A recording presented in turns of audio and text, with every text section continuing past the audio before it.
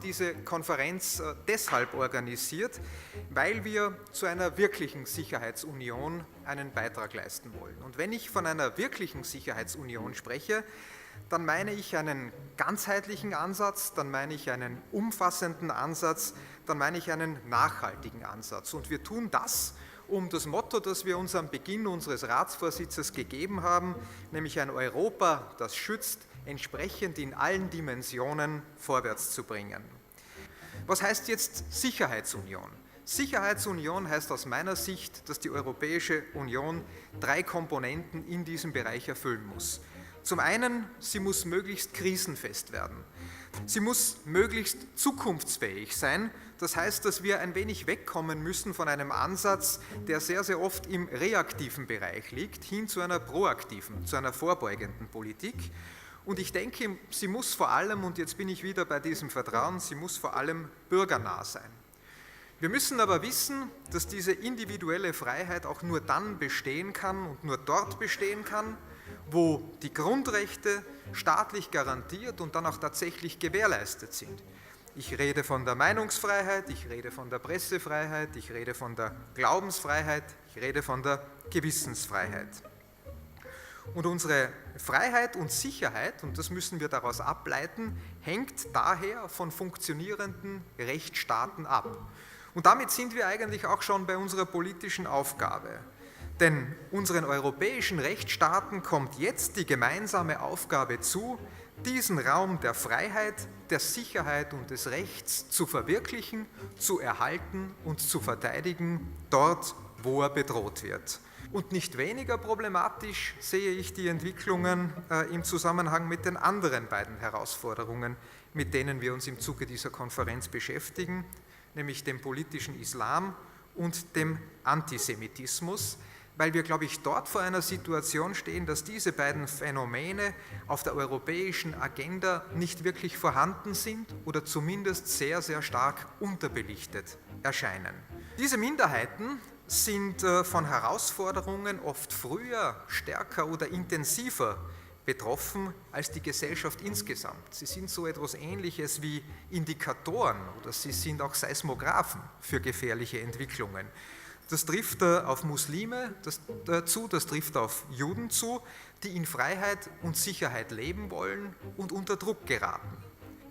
Es geht um unser Zusammenleben in Freiheit und in Sicherheit. Und ich denke, sehr geschätztes Publikum, dass das ein Ziel ist, auf das wir uns alle sehr gut gemeinsam verständigen können.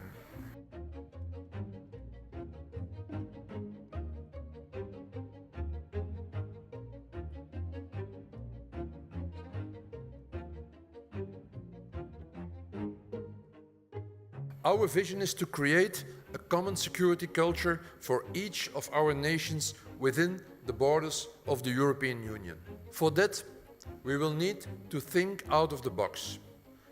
According to me, 3 things are important. First, as it is the case in other countries, in Belgium we give priority to the judicial follow-up. This is important, but it remains, even with an enhanced emphasis on proactive inquiries, an a posteriori approach, namely punishment for crimes committed or intended. And then secondly, smart technology is a major part of the solution. We should not be afraid of all the technical evolutions that are taking place around us, but we should embrace them and use them to our advantage. I'm thinking about artificial intelligence, Internet of Things, blockchain, but also new social network tools. And then third, we are convinced that the battle against violent extremism takes place on a local level first.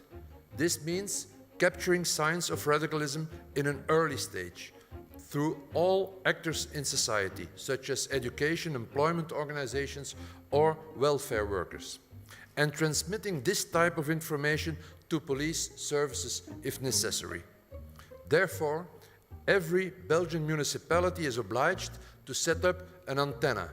And this antenna is a specialized task force where all safety services are represented and where potentially dangerous citizens are closely monitored even if they haven't committed a crime yet. We need to share more information and work more closely together, including between our security services. That's why I'm convinced that the UK and the EU in the field of security should continue to work together in the same way as they did before the Brexit. The Brexit cannot be a reason to be less ambitious in our common safety goals. More than ever, we need to address coherently the evolving security threats and challenges to enhance internal security and fight against terrorism, and we have to involve more actively social societies, including religious societies, in this endeavor. We need to face up the historical realities and uphold the lessons from the past. It's necessary not to take European values for granted in everyday life. They can suffer from officials being overbearing. European values as the rule of law can also suffer if the state resigns from enforcing the law. If there are areas of part of our society where the law is not enforced and many European values are openly dismissed, citizens feel betrayed and lose confidence. They lose confidence in us, and they may start looking for guiding principles beyond European values.